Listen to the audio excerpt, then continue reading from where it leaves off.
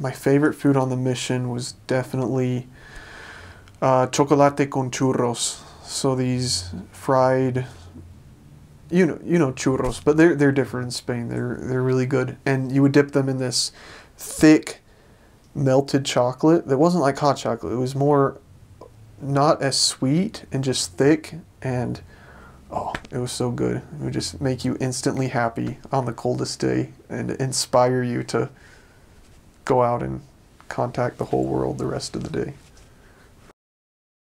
We were teaching a woman, and I was pretty new in the mission, and we were telling her about Joseph Smith's first vision and kind of the events of his life leading up to it. And in Spanish, the terms for the word for to kneel and to rent are pretty similar, arrodillar and alquilar. So instead of telling this woman that Joseph Smith went to a grove of trees and knelt down and prayed, I said that Joseph Smith went to a grove of trees after searching for the truth. Once he got there, he rented an apartment, and then he prayed. So the woman was really confused. Like, I thought, she asked, this is you said this is the 1820s. Like, why did he go rent an apartment? And then I had to explain, and my trainer was, kind of laughing and explaining to me, like, Elder, got to fix this situation.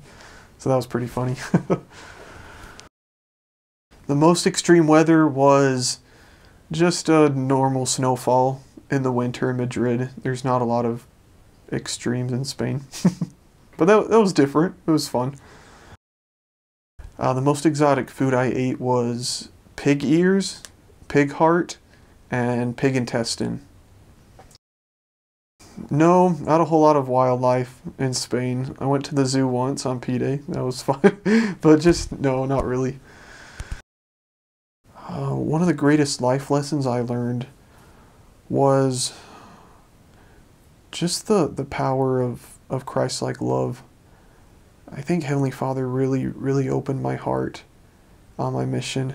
When I really wanted to succeed in the context of the definition of preach my gospel, that's when Heavenly Father would allow me to really see people through his eyes and through Christ's eyes, and barely even knowing them, just want so bad for them to be happy and to love them for who they are and share really, really beautiful moments just testifying to them. And yeah, I just learned how Christ allows us to see how he feels for other people sometimes.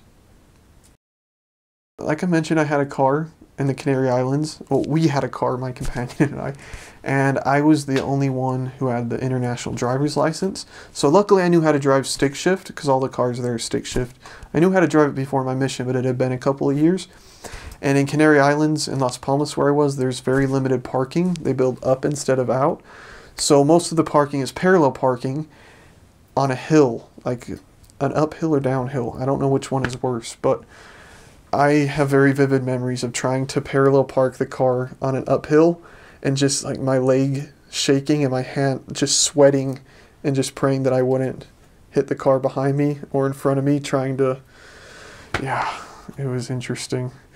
And also they have a lot of roundabouts in the Canary Islands, and they call them lucha libres, just kind of a free fall, like free fight. So kind of fend for yourself when you're driving in the Canary Islands. So I was definitely watched over, because people don't really follow very strictly the road laws there.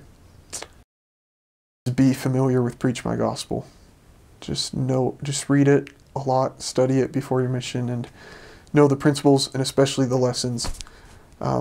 Because the more you know the lessons, the more the Spirit can work with you to meet the needs of the people you're teaching, in the context of the lesson. So in my first area, I was training for the first time, and it was toward the end of my time in that area, so I'd been there 9 months, and I had a goal. Well, we had a goal in the whole mission, but I took it upon myself to find an entire family of a mom and a dad and children, and help them, baptize them and help them be converted to the gospel of Jesus Christ.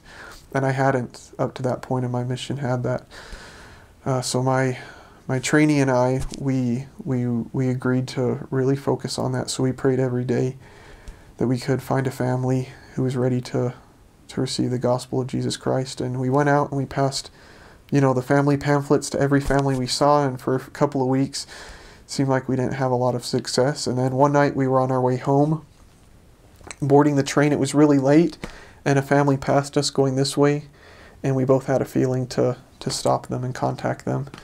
So we did, and they were really open and said they would love for us to stop by. So we stopped by and taught them, and they were just so humble and so desirous to have truth in their lives and to have God play an active role in their lives. And they had 3 kids, 12, 10, and 5. And I was transferred before their baptism, but they just got, really embraced every lesson, prayed about principles, and received a testimony, read the Book of Mormon together. And they actually just got sealed in the temple at the end of March.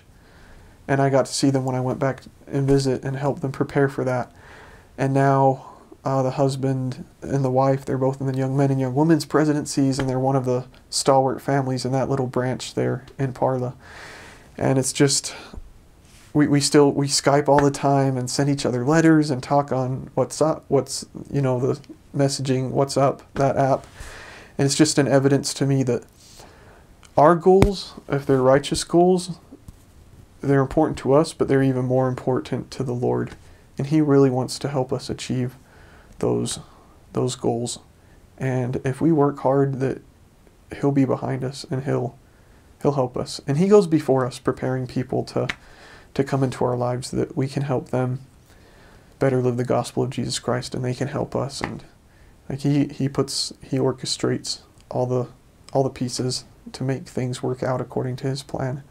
And I'm just really grateful that I found that, that we found that family, and they've helped me so much since then. They're just amazing, loving people. Just getting along with companions who were different from me and had different ways of doing things. And at first I didn't really know how to deal with it, but eventually I learned and prayed a lot and learned that the best way was just to talk it out. So I would advise missionaries, if you're having a problem with your companion, just communicate. Take as long as you need to during weekly companionship inventory, and ultimately those companions that I had trouble with at first getting along, just by communicating, we were able to see why we were doing things that way and how we could compromise, and then we ended up being really, really unified. And those companions that I had trouble with at first are now the companions that were closest now after the mission, and they became my best friends. So kind of a cool thing that Heavenly Father taught me.